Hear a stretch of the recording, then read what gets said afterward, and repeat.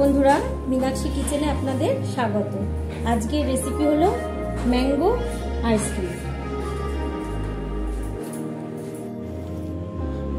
আচ্ছা, এখানে আমি নিয়ে নিয়েছি 3টে আম এরকম ছোট ছোট করে কেটে নিয়েছি। আর লাগছে আমার এখানে এক বাটি আমুলের স্প্রে নিয়ে নিয়েছি। এই যে আমি এখানে এক বাটি নিয়ে নিয়েছি। এখানে নিয়ে নিয়েছি আমি ফ্রেশ ক্রিম। এই যে এই আমুলের ফ্রেশ ক্রিমটা আমি নিয়ে নিয়েছি। এখানে আমি চিনি গুঁড়ো করে নিয়েছি এক বাটির একটু কম। আর লাগছে এখানে আমি দুধ নিয়ে নিয়েছি। এখানে আমি প্যাকেট দুধ নিয়ে নিয়েছি। আমি প্রথমে আমটাকে একটু পেস্ট করে নেব।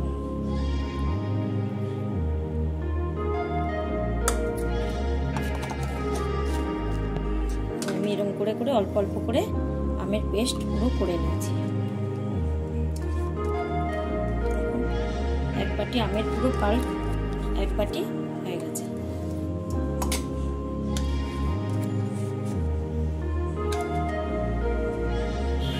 এবার আমি বড় মিক্সির বাটি নিয়ে নিলাম। এবার আমি দেখাচ্ছি। এখানে আমি এক বাটি আমল দুধ দিয়ে দিলাম, গুঁড়ো দুধ। এবার এই যে আমি আমের পাল্পটা এটা আমি দিয়ে দিচ্ছি এর মধ্যে।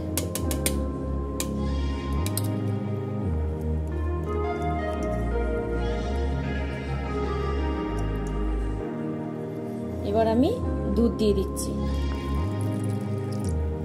দুধ আন্দাজ মতন দেবে। এরপরে আমি ফ্রেশ ক্রিমটা দিয়ে দিচ্ছি। আমি চিনির গুঁড়োটা দিয়ে দিচ্ছি। এটা আপনার পরিমাণ বুঝে আপনারা দেবেন। যেহেতু আম খুব মিষ্টি, আমি সেই বুঝে দিলাম। এবার আমি এটাকে পেস্ট করে নেব। আস্তে আস্তে করে করতে হবে যাতে না ছিটকে যায়।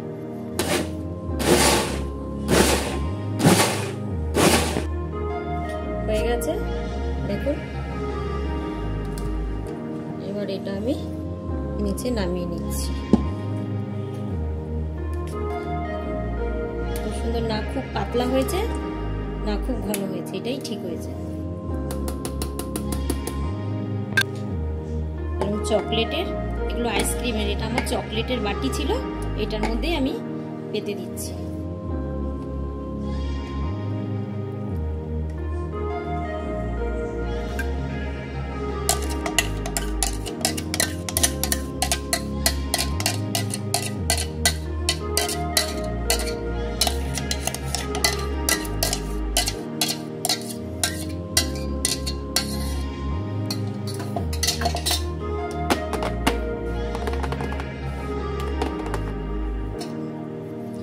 এটা আমি 3 ঘন্টার জন্য আমি ফ্রিজে রেখে দেব।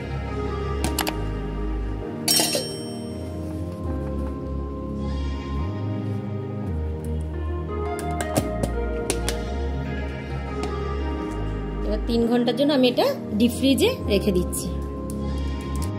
3 ঘন্টা হয়ে গেছে। এবার আমি ফ্রিজ থেকে বার করছি।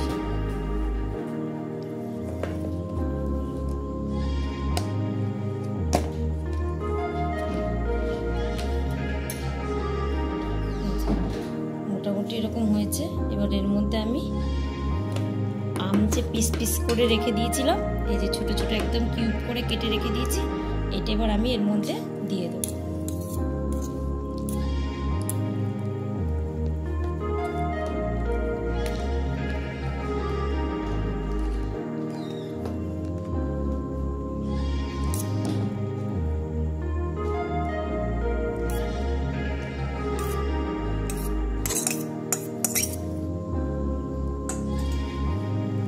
এটা আমি আরো 10 ঘন্টা রেখে দেব।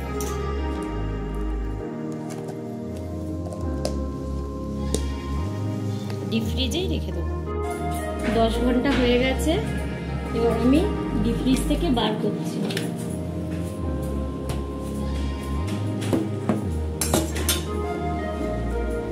এবার দেখাচ্ছি।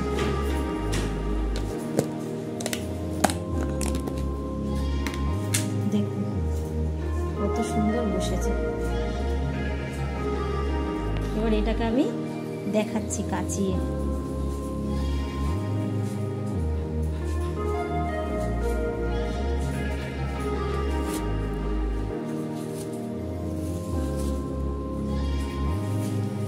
কুলফির মতন একদম।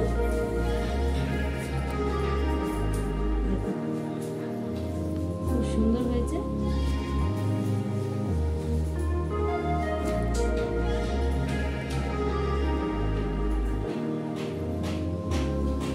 এরকম করে আপনারা বাড়িতে করে দেখবেন। পুরো ম্যাঙ্গো আইসক্রিম। এর মধ্যে যদি কোন থাকতো, কোনের মধ্যে ঢুকিয়ে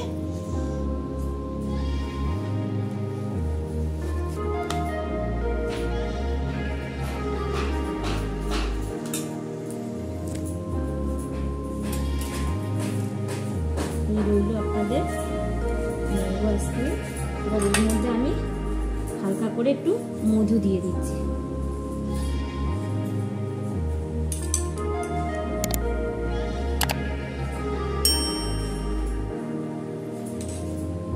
তো বন্ধুরা, আপনারা বলুন ম্যাঙ্গো আইসক্রিম আমি কেমন করে বানালাম, আপনারা দেখলেন। তো আপনারা বাড়িতে অবশ্যই এরকম করে ট্রাই করবেন, ভালো লাগবে। ভালো লাগলে অবশ্যই লাইক, শেয়ার, সাবস্ক্রাইব করে দেবেন, বেশি বেশি করে শেয়ার করবেন। নতুনত্ব রান্না জানার জন্য অবশ্যই কমেন্ট করবেন। Thank you.